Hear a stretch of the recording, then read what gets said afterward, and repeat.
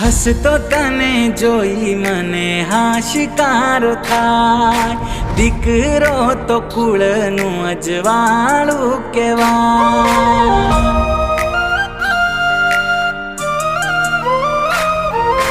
હસતો તને જોઈ મને હાશિકારો થાય, દીકરો તો કુળનું અજવાળું કહેવાય।